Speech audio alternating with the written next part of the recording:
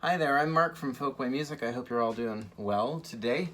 I have with me this Gibson J-200 that I posted some refret photos of recently on Instagram, and we don't see too many early 50s natural finish J-200s really ever, so it's a pretty cool guitar. I figured we'd do a little show and tell with it. The J-200 was introduced in the late 30s and evolved pretty quickly through that period and then into the post-war era. In 1947 or so, they started production on these again. They weren't produced during the war years. And in 1948, they announced the natural finish, the J200N, which is what this guitar is. And this one is from 1951. It still has early post-war features, like the tapered headstock. It has patent applied for Kluson tuners. These are really cool if you ever see old Klusons from this era. They don't have a hole on this side, and they say patent applied for, or just patent applied just on the front face over there. So those are some of the earliest versions of these closed back Klusons, and it has what's called single X bracing. So if you look inside with a mirror, it's braced like a normal guitar. It's braced like kind of like a J45. The X is a wider angle on the X because the guitar body is wider, and if you put a tighter X, it would kind of go to a funny place.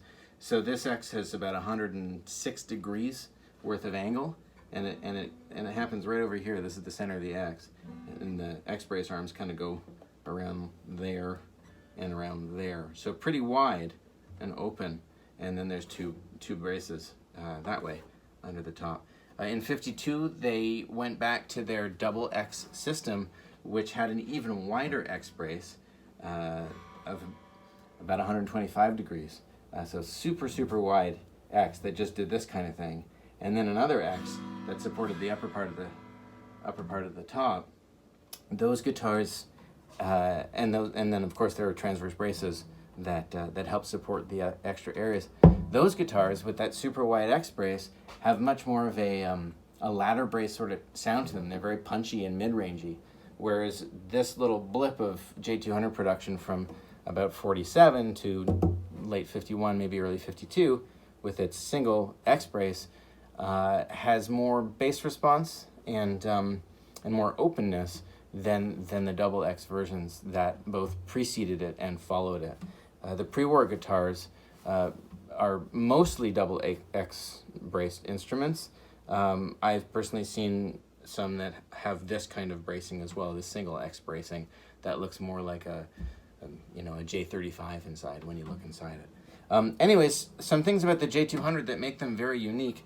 There's the mustache bridge, which is a very big bridge and relatively stiff, stiff but fairly light. They've removed all this material, but it has the stiffness because it's a uniform thickness across it.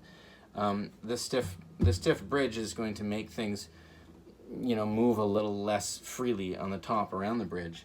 It's obviously maple back and sides. The ones from the pre-war area were Indian rosewood, but these are maple, and they have a maple neck with a rosewood center strip, and then in the post-war era, they had a rosewood fingerboard and bridge. The earlier ones had a ebony fingerboard and bridge. A couple other little details. If you compare these to the pre-war guitars, the pre-wars had a bound sound hole and a different rosette, and they had fancier headstock binding. They had an extra black-white line going around the headstock, and they had fancier fingerboard binding with an extra black line going this way, sort of the way the heel cap is. So just some trim differences as well. And the very early pre-war ones also had the threaded insert saddles, which are completely impractical, and I'm really glad that most guitars don't have those. Anyway, so the J200, where's a pick? Here's a pick. It's a loud, big guitar that's not excessively boomy. That's its magic. And maple adds a bunch of compression to the sound of a guitar, and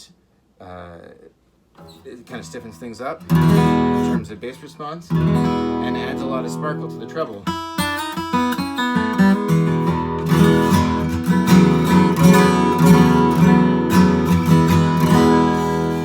These guitars were they're designed for strumming. They were built for cowboys to strum and sing songs to, and they do that really well. They don't get in the way of your voice.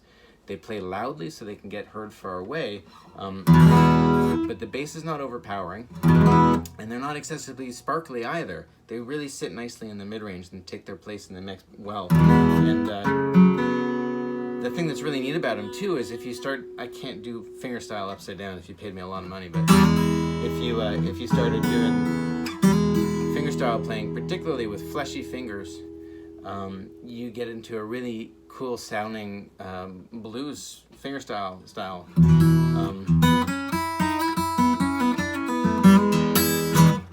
That a lot of people really dig. These big guitars, because of their string balance and because they have such nice treble power, actually make for a really awesome fingerstyle guitar too. And the J-200 is sort of known as one of those sort of do-it-all guitars. You can strum them loudly, you can do fingerstyle on them. They're just sort of an awesome guitar. And there's not many of them out there. This one's from, like I said, it's from 1951, and it's in this kind of condition. Kind of doesn't look like it's from 1951, but it is. And you can see the line around the pick guard, which vanished around 1954, 55. It has a white label, which means it's from before 54. And yeah, and it's really clean. It has a little bit of finished delamination right over here, and the center seam was open when we got it, so I had to reglue that. And then the frets that I just did. But it's otherwise a really nice guitar with its original case. Gibson made about half as many natural finish J-200s as they did Sunbursts, and the year this guitar was made in 51, shipping records show about 50 natural finish guitars. So they started in 47 and 48, 20 or so a year, and they grew and grew to I think a high of about 90 in maybe 54 or something. So there's not a lot of these things in the world.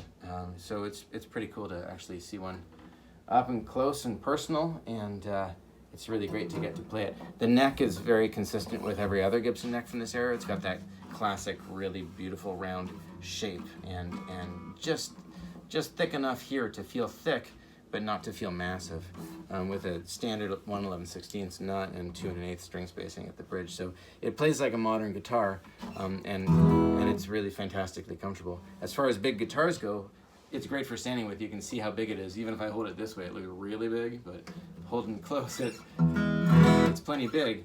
But when you're sitting with this guitar, because of the cutout, it sits on your knee nicely, and it fits sort of like a smaller guitar. Not like a small guitar, but a smaller guitar than the 17 inches that it is. Anyways, that's the J-200. A little show and tell for you, and I wish you could play this thing because it's a really cool guitar. But I'll do that for you once I press stop on this video. Anyways, we'll see you tomorrow or the next day or whenever I choose to do another video, and thank you very much for watching. Have a good one. Talk to you later.